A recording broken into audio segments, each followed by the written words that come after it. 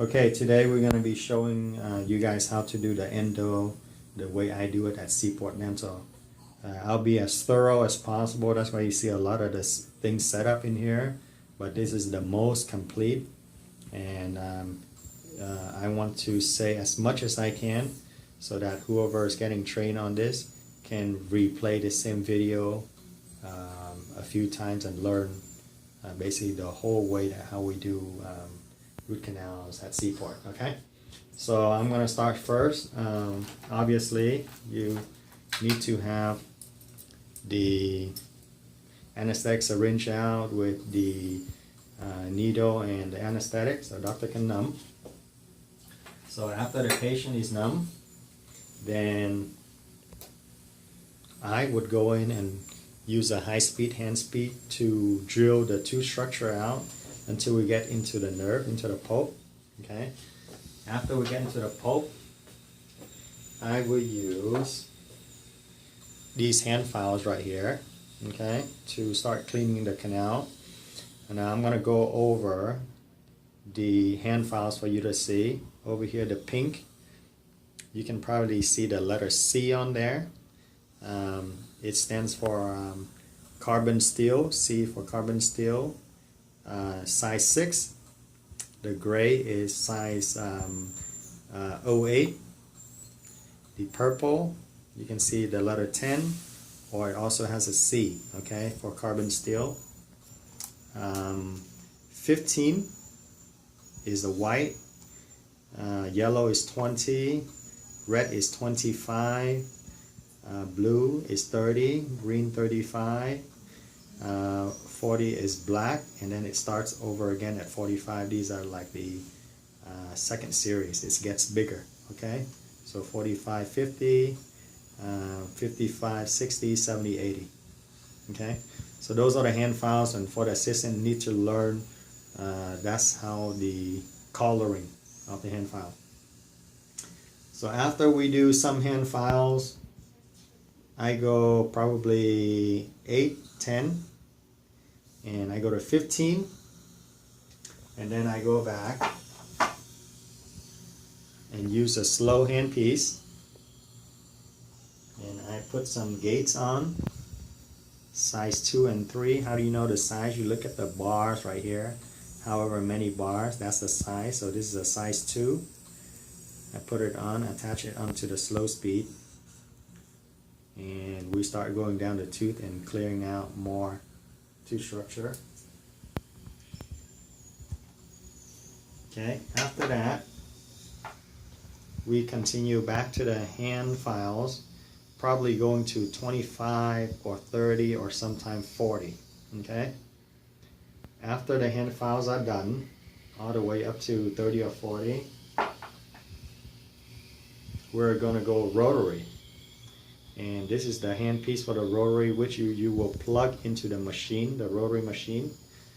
And the files that are going to go with these, there are different types, but I'm going to introduce one type to you that we use. This is called Wave 1.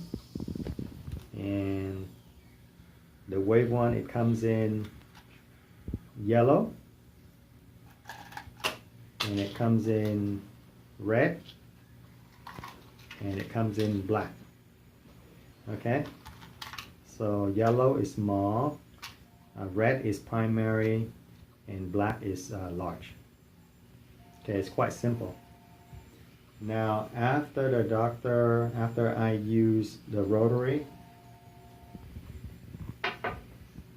then we take out the matching gutta percha and we put in the canal. So you can see here the gutta percha says small, primary, and large. So whatever the gutta perchas that we use, we just use a corresponding one, place in the canal, and take x-ray. Okay? After we take x-rays and we are happy with what we see, then we will start cleaning out the canal. I call it the final 5. Well, all this time we are rinsing with sodium each time we're using the file, so there's a lot of sodium. Usually the assistants put out like 2 or 3 sodiums on the tray. Okay, but going back, what I call final 5 is just 5 times of rinsing the canal with sodium with the very last file that we use. Meaning, like, if the last file that we cleaned inside the canal was a 40, then I take a clean 40 file and I'm just cleaning one time, rinse with sodium, suction it out, put new sodium, clean number 2, suction out, put new sodium, clean number 3, suction out, new sodium, clean number 4, suction out, new sodium, clean number 5. That's about 5 times. I call it final 5. It keeps the canals very clean. After that, then we put in, we don't have it here, but we put in EDTA, same syringe, just in an area that we know that is EDTA. Put into the tooth, do a little more cleaning, and wait for 1 minute. Okay? After that, we suction everything out. One final rinse of sodium. And now the tooth is ready to be dry. So when we dry, then you can see these absorbent points right here. They're just paper points that are fitting into the canal to suction out all the left solution inside the canal. Okay, and my rule is about 5 per canal. Okay, so if we have a molar and that's 3 canals, put out like 15. Okay. After we're done with that, then the assistants can start setting up the sealer. Now here's our sealer. We use a Kerr brand, okay, and we just put out enough for the 3 canal, or however many canals we're working on a glass slab, and we mix it. Okay, and when we mix it nice and not too runny. Okay, not too thick, not too runny, just pasty. And there's a test that we do to know that we mix enough. If you pull, after you mix and you pull up your spatula and it shrinks out to 1 inch, and that means your mix is good enough. That's called a 1-inch test. If you pull out and your solution, your mix drops right away, that means you're too runny. Okay? So after that, then we get the sealer and we put it into the canal, and then we put the gutta percha in. And this tip is the one that goes onto the element machine.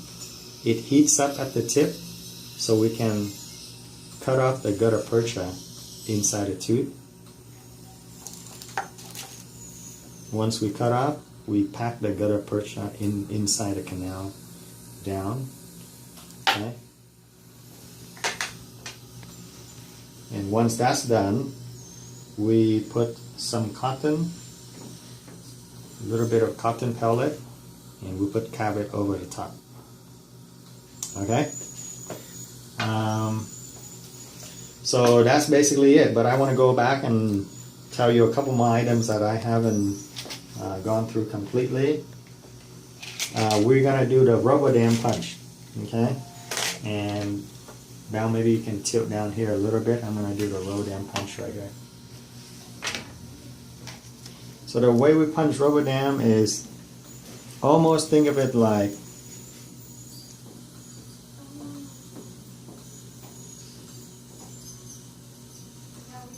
a mouth is open like that. Okay? So you leave about 1 inch here for the lip. Okay? And now if you look at the mouth open, like let's say you're working on tooth number 3 and upper right, and you can punch right here for number 3.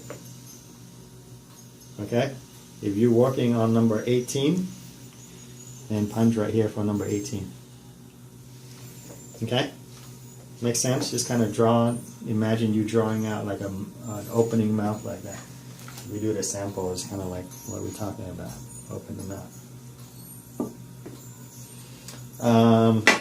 The way I like for you guys to punch the hole here, it makes our job so much easier, is don't just punch one hole. Okay? Punch 4 holes in a row. It is so much easier to put it over the clamp. Okay? Because you punch one hole and you try to stretch it over that clamp, it's a lot of work. So the way I want you to punch hole, I'm going to draw it big. Okay? You punch it, I call it an Audi sign. I'll draw it big so you can see. 4 overlapping holes like that.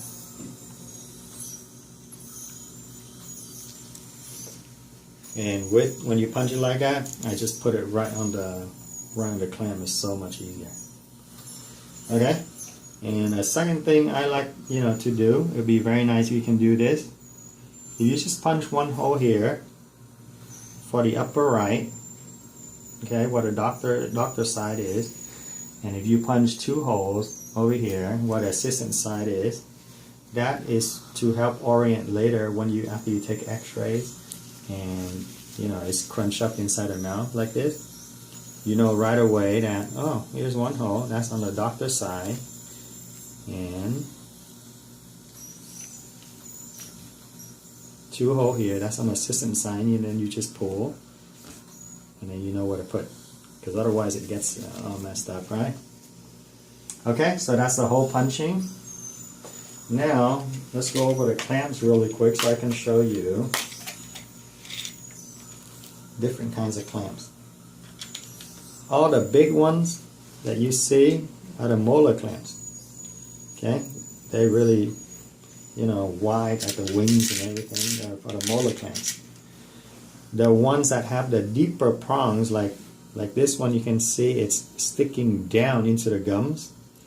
That's for those teeth that are very short and we cannot grip it. So we need these like deep prong ones to go into the gum so it can hold. The flatter ones, it's not as deep. These are for bigger molars, nice and easy, and it's a little more, I guess, more comfortable for the patient. But for the ones that we don't have enough tooth structure, the flat ones, we have to use a deep prong to go down. Okay, so those are the molars. Now the premolars, look, they're smaller. Okay, it just fits. If you compare the molar and the premolar, you can see the premolars are smaller. Okay. And these butterflies are for the anterior teeth. We can try these butterflies, or sometimes if I really wanted to, I just use a premolar for the anterior too. It works just as well. Okay, we have the butterfly, but we rarely use them. Okay, are we clear with those clamps? When we put on the rubber dam, I actually have a way of putting on a rubber dam. Okay, so we use this one that we like here. It folds like this. Okay, but if you have a patient's face, imagine this is a patient's face. So this frame is designed to curve around the patient's face like that. Okay, so you can bend it and take x-ray, but once you're ready to work on, it just curves around the patient's face. Yeah, it does not go this way. Okay, you can see a difference. It doesn't go that way. Alright, it goes this way. So when you put on the frame, so we lay it on like that, right? After the clamp's in. And the doctor, the way I like to do it, the doctor just holds it for the assistant. Let me go the other round. The assistant holds it for the doctor on the bottom. The doctor places the top 2. And then the doctor holds it for the assistant. The assistant does the bottom 2. Okay? And now, once it's on, now everybody split the work and do their side. Assistant this side, doctor this side. Okay? So it saves a lot of fumbling around who's going to go where and whatnot. It's very confusing. So I'll show it again, okay? So assistant, hold the bottom, okay? Fold it around the patient's face like that, right? Assistant, hold the bottom. Doctor does the top. Do the middle too, okay? Then doctor hold. Assistant does the bottom. And then each side their own. Assistant, doctor, and we're done. Once you get used to it, it's very fast. Boom, boom, boom, boom, boom. Like a little dancing. Okay.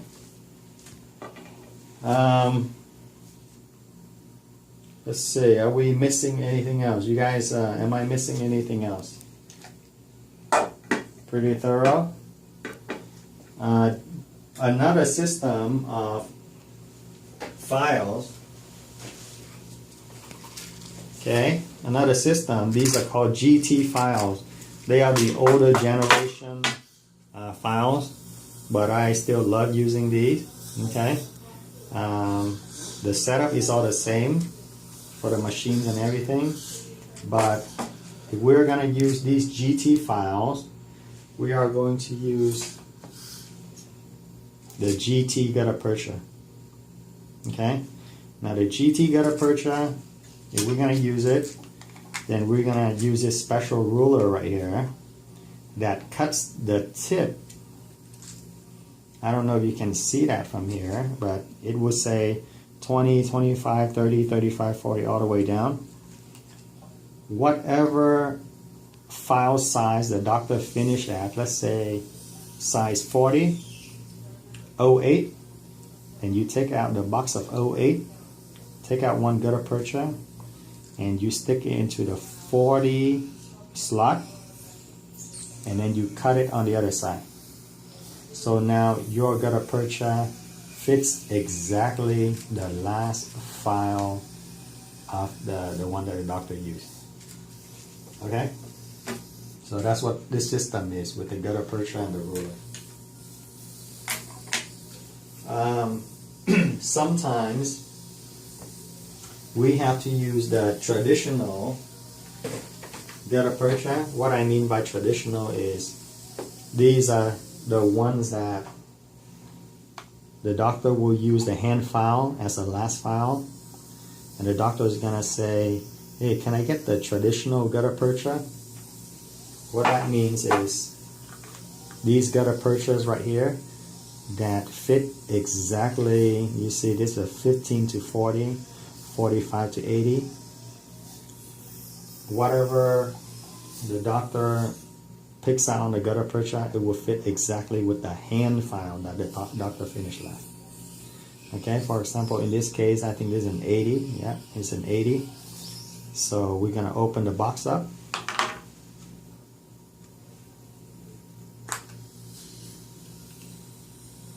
And we're gonna go to 80, and we're gonna take out a gutta percha, and we put it in a canal, and it should fit perfectly. Okay, so this system is called, I call it traditional, and all it means is it matches the hand files. Okay? Alright? Am I missing anything, guys? Alright? Okay, let's put a pause to it then. Okay, I also want to add about the use of the apex locator. This is to help the doctor find the length of the canal. After the doctor opens up the canal, you know, I'm going to go in and I'm going to use probably a small file like size 10. Okay, it's going to go into the canal. And then this machine, you turn the power on right here.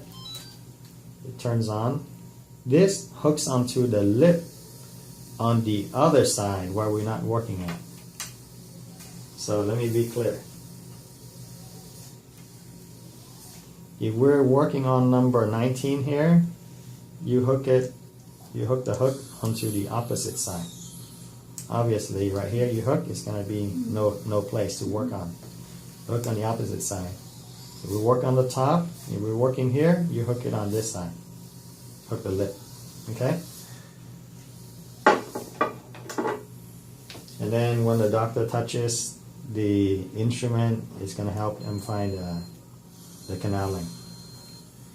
Okay, so make sure you have the hook out and conductor tip there. Okay, that's the apex locator. I want to talk about one thing that I think is really important. When we're working on the tooth, we're going to use a lot of sodium. And the way I work is, let's say I know that the length of the tooth is 18 millimeters. I measure out to about 17, 18, and I bend the tip. So I know I will never go all the way past the apex of the tooth. But for the assistant, this is sodium. We call it sodium, but it's short for sodium hypochlorite. We don't want this thing, dripping down the patient's throat, right? So I'm particular about how I want my assistant to suction. So with the surgical tip, okay, the big tip doesn't work because the suction is not strong enough. With a surgical tip, and I lay this so you guys can see the force of gravity. You see I turn these teeth aside. So it's sloping downwards, just like the patient is lying, right? If I put the sodium in here, by gravity, the solution is going to drip down into the throat. So the assistant, when they suction, they should stay in the back, not in the front. Because if they stay in the front, it's upward, the solution is not going to go up. It's going to drip down the throat. So they should kind of touch back and suction. Okay? Alright? And then when I load this, after I remove this, I really like to have some sodium filled up in there. Okay? That means I want some sodium to be staying inside the probe chamber, so that when I clean, it's wet. It becomes like a lubricant, so I can clean easier. If you clean it dry, it's very hard to find a canal and stuff. So I want the assistant to, after I remove, the assistant can suction a tiny bit only, so that there. Okay, so to go back and recap a little bit, after I remove the sodium, I want the assistant to just suction very lightly, so there is still some sodium floating inside the canal. Okay, so not all the way to the top because it's going to overflow, but maybe like halfway down the chamber, so there's still enough liquid for me to go in and clean. Okay, and then after every time I clean, the assistant can go ahead and empty out the dirty sodium, and we're going to put new ones. We're going to rinse again, and we're going to leave new ones in. And then again, the assistant suctions in the back and then leaves me a little bit so I can go in and clean again. Okay, so the flow of it is, okay, assistant stays in the back, by gravity, catch whatever that's dripping. I'm going to rinse out the dirty old sodium, okay, and then the assistant empties all that dirty sodium in, and then we're going to put fresh sodium inside, and the assistant's just going to suction a tiny bit so there's some left in there, and then we clean again, and then we repeat the process. Okay.